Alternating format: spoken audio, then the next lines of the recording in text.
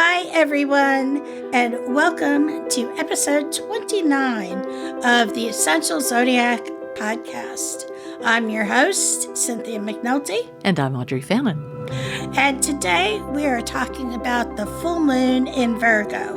But before we get into that information, I just wanted to let all of you know out there that I have new promotions for March. So head on over to my website and check out my current promotions. It's right on the welcome page. I'm still planning to branch out a bit with Essential Zodiac and offer some intention bottles and chakra related items. So I'm still working on that, but keep that in mind. You'll be seeing some information as the weeks go on. So now, the full moon in Virgo. So this moon is coming at us during an incredibly busy, energetic month. March has a lot going on with it, and it is the last month where all the planets will be orbiting direct. Mid-April, Mercury will start the retrograde season again, and Mercury will turn retrograde mid-April. But we still have a lot of good forward momentum going in March. So you want to make sure you take advantage of that. So the full moon in Virgo carries a healing vibration, guiding us to seek what will be most beneficial to us now. We should take time to do self-care. That is very important, especially, as our days get busier, things start to ramp up. It's springtime, right? So we get busier, life gets busier. So be sure to take some time for yourself. And a good way to do that, I have found, is to literally clear up the clutter. Even if it's a drawer, that drawer we all have in our kitchen, the junk drawer. I know I have a set of keys in there. I have no idea where they go anymore. They've been in there for like 30 years. So for me, clearing out that junk drawer would be a great place to start. Tidy up your space. If you've been wanting to do something, say journaling or starting on that novel, clear a space in your office or make a space where that's where you can go and write and think and do what you need to do. So clarity comes in handy around this full moon. So we're still trying to make sense of our emotions out there. Right now, the energy that we're feeling is Pisces. The Sun, Mercury, Virgo's ruler, and Neptune are all in Pisces right now. And Pisces is a water sign. Pisces makes us very empathic, yet with empathy, comes some baggage. So make sure that while you're being understanding and supportive to friends and family, you're not taking on what they need to work out, what they need to work through. Now, Virgo has gained a reputation of being a nitpicker. Some of that is earned. Some of Virgo can be kind of persnickety, but that kind of energy is also important, especially when we're trying to plan our future, right? We're trying to plan our year. So we want to make sure we pay attention to detail. Virgo will give us a clear mental picture of how things should be, not so much as they are, but how things could be. With that analytical side of Virgo, it's a very good planning energy. Now, while the full moon is in Virgo, it's going to be what we call trining Uranus. And that is how those two planets are going to be talking to each other. So Uranus right now in Taurus is definitely on the path of change. So it's clear that these two energies together are showing us a way to move forward. Now, what we have to be careful of is this just our expectations? We need to recognize whether, this is really reality or something that we want to happen, which isn't possible. Now, also, Saturn is going to be moving into Pisces shortly after this full moon. And this is big news. This is one of the biggest cosmic events of this year. In addition to Pluto also moving out of Capricorn, we have Saturn moving into Pisces. And Saturn will remain in Pisces until February of 2026.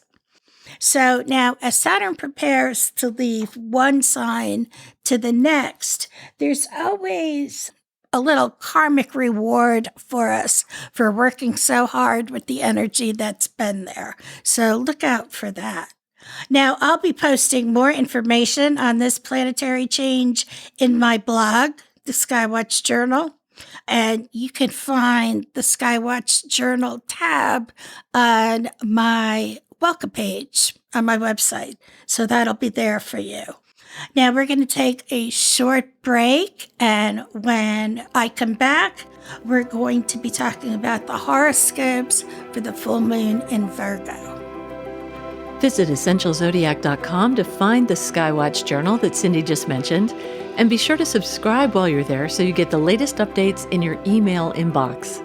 The Essential Zodiac podcast comes your way every other Friday with special episodes from time to time, and you can stay connected between episodes by following Essential Zodiac on Facebook, Instagram, and Twitter. Back to you, Cindy. Thank you, Audrey. So, some horoscopes for the full moon in Virgo. These are based on your sun sign. If you want more detailed information, drop me a line and I can help you with that. So first, we'll start with Virgo. So with this full moon, Virgo, it's easy to forgive other people's mistakes. But sometimes it's more challenging to move on from your own. We can be our own worst enemies, really. We're so ready to forgive others before we forgive ourselves. Now, there's nothing wrong with holding yourself to a high standard. But at this full moon, perfectionism can be paralyzing. So make sure what you're expecting from yourself is actually achievable. Libra. Sacred and mundane can seem like opposite realms of existence, but at this full moon, Libra, they might be one and the same. It's the perfect time to incorporate some simple, soulful rituals into your regular routine. Just remember, it's about elevating the everyday, not necessarily escaping it. Scorpio. You're in good company, Scorpio, but when you're preoccupied with your own plans and projects, friendships can easily fade out of focus. This full moon is a gentle reminder not to take the quality of your connections for granted. Make sure you're giving them the proper amount of attention. Sagittarius. Nobody's perfect. You know this. Still, you hold yourself to an impeccable standard of integrity. And at this full moon, it's time to see how well you're measuring up. Just remember, it's impossible for anyone to be on point all the time. So make sure you keep your expectations rooted in reality. Capricorn. Integrity is everything, Capricorn. That's why you're so mindful about aligning your behavior and beliefs.